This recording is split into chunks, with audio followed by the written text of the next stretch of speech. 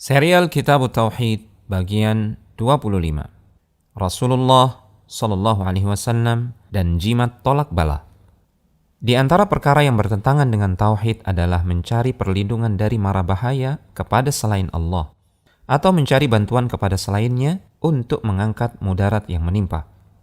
Jika bentuk perlindungan dan bantuan tersebut hanya mampu diwujudkan oleh Allah semata, maka mencarinya kepada selain Allah bisa membatalkan tauhid seseorang. Allah Subhanahu wa taala berfirman, "Wala in sa'altahum man khalaqas samawati wal arda la yaqulunna Allah. Qul afara'aytum ma tad'un min dunillahi in aradani Allahu bidurrin hal hunna kashifatu durrih aw aradani birahmatin hal hunna mumsikatu rahmatih. Qul hasbiyallah alaihi yatawakkalul mutawakkilun." Dan sungguh jika kamu bertanya kepada mereka, siapakah yang menciptakan langit dan bumi? Niscaya mereka menjawab, Allah. Katakanlah, maka terangkanlah kepadaku tentang apa yang kamu seru selain Allah. Jika Allah hendak mendatangkan kemudaratan kepadaku, apakah berhala-berhalamu itu dapat menghilangkan kemudaratan itu? Atau jika Allah hendak memberi rahmat kepadaku, apakah mereka dapat menahan rahmatnya? Katakanlah, cukuplah Allah bagiku, kepadanya lah bertawakal orang-orang yang berserah diri. Dalam ayat yang mulia ini, Allah memerintahkan kepada nabinya untuk mengingkari keyakinan kaum musyrikin dalam bentuk pertanyaan. Apakah berhala-berhala yang mereka sembah bersamaan dengan mereka menyembah Allah itu mampu mendatangkan manfaat dan mudarat dengan sendirinya? Mau tidak mau, mereka akan mengakui bahwa berhala-berhala itu tidak mampu mendatangkan manfaat dan mudarat. Di satu sisi, mereka mengakui bahwa Allah lah pencipta langit dan bumi. Jika demikian, kenapa mereka justru mempersembahkan ibadah mereka kepada berhala-berhala itu? Mirip dengan hal di atas, perilaku orang-orang yang menggunakan jimat untuk menolak bala. Rasulullah SAW pernah melihat seorang laki-laki menggunakan gelang jimat. Rasul lantas bertanya kepadanya, "Apa ini?" "Ini adalah jimat pelindung dari penyakit yang menimpa tangan," jawab laki-laki tersebut. Rasulullah SAW kemudian bersabda, "Inzi'aha fa innaha la taziduka illa wahnan fa innaka law mitta wahiya 'alaika ma aflahta abada."